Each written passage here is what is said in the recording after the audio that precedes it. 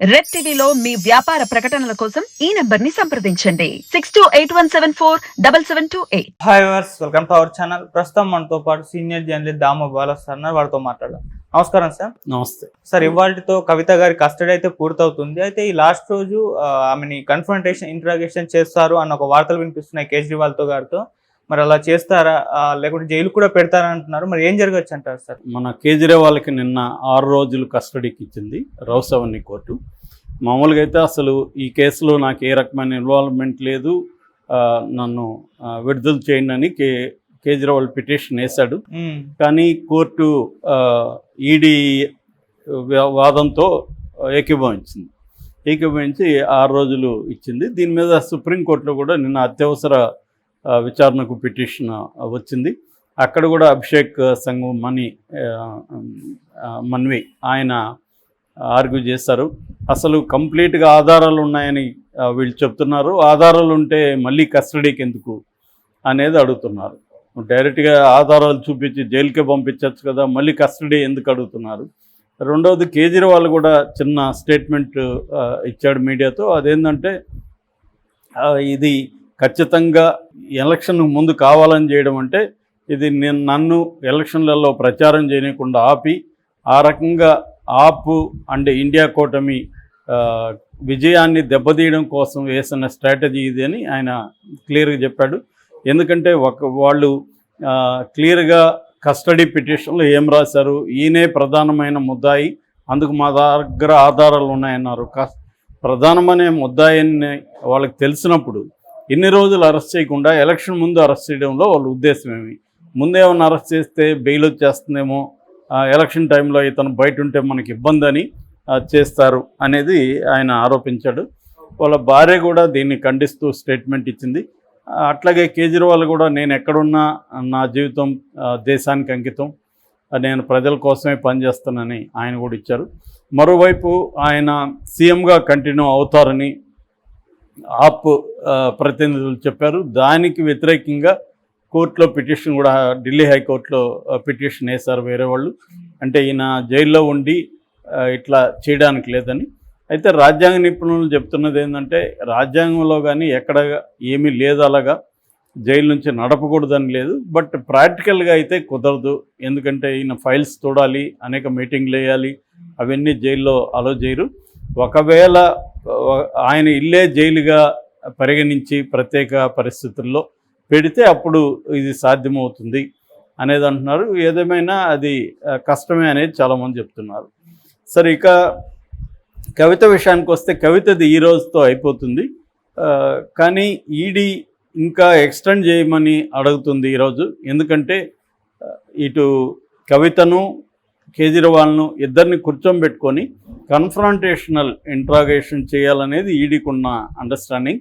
ఎందుకంటే ఈడీ మొన్న కవితకు సంబంధించిన ఈ కస్టడీ పిటిషన్లో కానీ నిన్న కేజ్రీవాల్ కస్టడీ పిటిషన్లో కానీ క్లియర్గా చెప్పింది ఏంటంటే వీళ్ళిద్దరే అసలు కింగ్ పిన్లు. ఇటు సౌత్ లాబీ తరపున కవిత, ఇటు ఆప్ తరపున కేజ్రీవాల్, వీళ్ళిద్దరే కుట్ర చేశారు. అంటే మొత్తం ప్లానింగ్ అంతా ఫస్ట్ చేసింది వీళ్ళిద్దరే. ఈ డబ్బులు కూడా ఆప్కి వెళ్ళింది. ఆప్ అనేది రాజకీయ పార్టీ కావచ్చు, కానీ అది మా దృష్టిలో కంపెనీ లాంటిది. ఎందుకంటే పిఎంఎల్ఏ కంపెనీల కిందకే వస్తుంది తప్ప రాజకీయ పార్టీలకు ఫండ్ పిఎంఎల్ఏ కిందకి రాదు. కానీ పిఎంఎల్ఏ వాళ్ళు వీళ్ళేం వాదిస్తున్నారంటే ఈడీ వాళ్ళు అది ఒక కంపెనీ లాంటిది, కంపెనీలో పనిచేసే వాళ్ళందరూ దానికి బాధ్యులే. కాబట్టి ఈయన కూడా బాధ్యుడు అనే ఒక వాదన తీసుకొస్తుంది. నిజానికి ఈ వాదన కోర్టులో నిలవదని అభిషేక్ సింగ్ లాంటి చెప్తున్నారు. కానీ నేను చాలాసార్లు చెప్పినట్టుగా ప్రాసెస్ ఇద్ద పనిష్మెంట్ వాళ్ళకు కూడా తెలిసి ఇవేవి ఈ కేసులు నిలవని. ఎందుకంటే 5422 కేసుల్లో ఓన్లీ 25 కేసులు మాత్రమే కోర్టులోకి వెళ్ళగలిగిన ఫైనల్ స్టేజ్లో. అందులో 24 కేసుల్లో శిక్షలు పడినాయి. అంటే 0.5% కూడా మొత్తం ఈడీ పెట్టిన 17 ఏళ్లలో ఈడీ పెట్టిన కేసుల్లో అవ్వలేదని సాక్షాత్తు ఫైనాన్స్ డిపార్ట్మెంటు పార్లమెంట్లో చెప్పిన విషయం ఇది. అంటే 0.5% కూడా కన్విక్షన్ రేట్ లేదు. కానీ 95% కేసులు ప్రతిపక్షాల మీద పెట్టారు. సో దీన్ని బట్టి క్లియర్గా ఏంటంటే బీజేపీ కావచ్చు, అంతకుముందు ఉన్న కాంగ్రెస్ ప్రభుత్వం కావచ్చు, ప్రత్యర్థుల మీద ఈ కేసులు పెడుతున్నా బీజేపీ దీన్ని పెద్ద ఎత్తున తీసుకెళ్ళి చివరికి సాక్షాత్తు సిట్టింగ్ చీఫ్ మినిస్టర్ని ఫస్ట్ టైం అరెస్ట్ చేసిన చరిత్ర కూడా బీజేపీకి దక్కుతుంది. అట్లాగే గతంలో 1 నెల 2 నెలలకు ముందు హేమంత్ సోరెన్ కూడా అరెస్ట్ చేశారు. సరే, ఇది ఒకటి. రెండవది కవిత విషయంలో వీళ్ళిద్దరు ఇంట్రాగేషన్ ఎలా ఉంటుంది అనేది చాలామందికి క్యూరియాసిటీ ఉంది. కాన్ఫరంటేషన్ ఇంట్రాగేషన్ అంటే ఏంది అని. యాక్చువల్గా ఇంట్రాగేషన్లలో రకరకాల మెథడ్స్ ఉంటాయి. మామూలుగా రైడ్ టెక్నిక్ అని ఎక్కువగా అమెరికాలో ఫాలో అవుతారనమాట. ఈ రైడ్ టెక్నిక్లో ఏంటంటే ఫ్యాక్ట్ని అనలైజ్ చేయడం, తర్వాత బిహేవియరల్ అనలైజ్ చేయడం, తర్వాత యాక్చువల్ ఇంట్రాగేషన్ అంటే వాళ్ళ ముందు అన్నీ ప్రవేశపెడతారు. ఇలా జరుగుతుంది, ఇలా జరుగుతుంది, ఇవి ఉన్నాయి సాక్ష్యాలు నీ దగ్గర, ఇది ఉన్నాయని అలాగా దాన్ని చేయడం. రెండోది ఫలానోడు నీ మీద ఇలా చెప్పాడని ఊరికైనా కూడా చెప్పేయడం, డిసెప్టివ్ ఎవిడెన్స్ అంటారు. డిసెప్టివ్ ఎవిడెన్స్ని ప్రవేశపెట్టడం ఇదొక రకమైన సైకలాజికల్ గేమ్ అనమాట. ఇది ఎక్కువ అమెరికాలో చేస్తుంటారు. ఇక రెండవది పీస్ అని ఒక ఇంట్రాగేషన్ టెక్నిక్ ఉంది. పీస్ అంటే అర్థం preparation, explanation, accountability, closure, evaluation.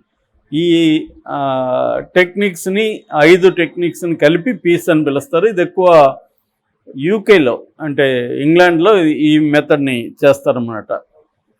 తర్వాత కైనెసిక్ ఇంట్రాగేషన్ అంటారు. కైనెసిక్ అంటే బాడీ లాంగ్వేజ్ని అబ్జర్వ్ చేయడం, భయపెట్టడానికి ట్రై చేయడం, లేదా వాళ్ళని బొజ్జగించడానికి ట్రై చేయడం, అప్పుడు ఎలా బిహేవ్ చేస్తున్నారని ఆ బాడీ లాంగ్వేజ్ని ఇంటర్ప్రెట్ చేసే సైకాలజిస్టులను పెట్టుకొని ఇంటర్ప్రెట్ చేయడం, దాని ద్వారా ఇతను నిజం చెప్తున్నాడు అబద్ధం చెప్తున్నాడు అనేది గ్రహించడం, ఇలాంటి టెక్నిక్స్ ఉంటాయి.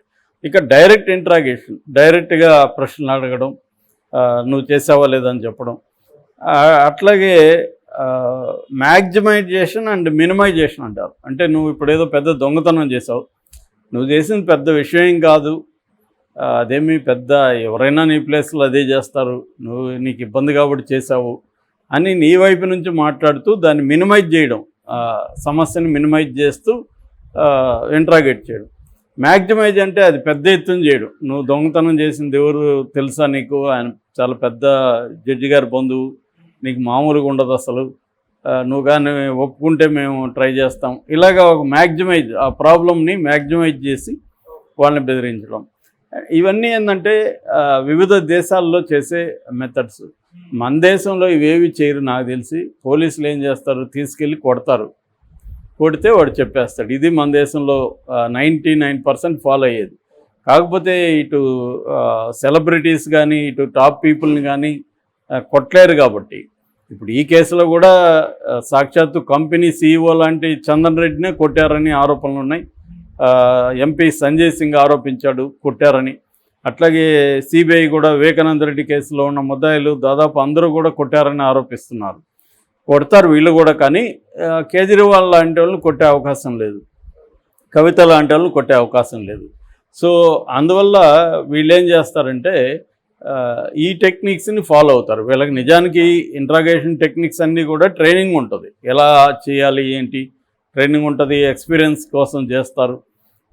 నిజంగా ఈ మెథడ్స్ అంతా చేస్తే చేయొచ్చు, కానీ వీళ్ళకి అంత ఓపిక ఉండదు కాబట్టి కొట్టడం అనేది ఈజీ కదా, ఏముంది కర్ర తీసుకుని బాధచ్చు, బాధితే వాడు ఇంకా బాధతో భయపడి చెప్పేస్తారు.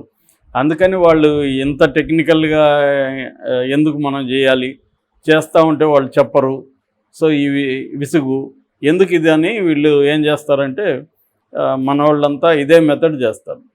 సో కన్ఫ్రంటేషన్ అంటే ఏంటంటే వీళ్ళిద్దరిని కూర్చోబెట్టుకొని ఆల్రెడీ వీళ్ళకి డేటా ఉంటుంది. కవిత ఇప్పుడు గత 6 రోజులుగా ఆమె కొన్ని విషయాలు చెప్పింది, దాన్ని తీసుకెళ్ళి అక్కడ పెడతారు. ఇట్లా కవిత నీ మీద ఇది చెప్పింది అని చెప్పినప్పుడు అతను కరెక్ట్గా చెప్తాడా, లేదా ఇన్ఫర్మేషన్ ముందుగా పెట్టకుండా కవితను ఏమేమి ప్రశ్నలు వేశారో ఇద్దరికి సంబంధించి, అంటే ఫర్ ఎగ్జాంపుల్ ఫస్ట్ మీరు ఇద్దరు ఎప్పుడు కలిశారు అనేది కవితను అడిగారు, కవిత ఒక సమాధానం చెప్పింది. ఇప్పుడు కవితను ఎదురుగా కూర్చోబెట్టుకొని అతన్ని అడుగుతారు, నువ్వు కవితను ఎప్పుడు కలిసావు అని. కవిత వేరే చెప్పుంటుంది అనుకో, సో అతను వేరే చెప్పాడు అనుకో, అక్కడ అది వీళ్ళిద్దరి మధ్య ఒక కాన్ఫ్లిక్ట్. అప్పుడు కవితను అడుగుతాను, నువ్వు ఇలా చెప్పావు కదంటే, లేదు కదండి ఆ రోజు మనం కలవలేదు కదా, మీరు రాంగ్ చెప్తున్నారని ఏమంటుంది. సో వాళ్ళిద్దరి మధ్య ఒక గొడవ క్రియేట్ అవుతుంది. అలాగా ఒక్కొక్క ఫ్యాక్ట్ని అడుగుతూ ఆయన్ని ఆల్రెడీ ఏమేమి అడిగింది చూసుకొని అట్లా వాళ్ళిద్దరిని ఇది చేస్తారు. సో ఇది కాన్ఫ్రంటేషనల్ ఇంటరాగేషన్ అంటారు. ఇద్దరు వ్యక్తుల్ని కూర్చోబెట్టుకొని అడగడం. రెండోది ఇద్దరు కలిపి డైరెక్ట్గా కూడా కొన్ని ప్రశ్నలు ఇప్పటివరకు అడగనివి ఇద్దరిని కూడా అడిగే అవకాశం కూడా ఉంది అన్నమాట.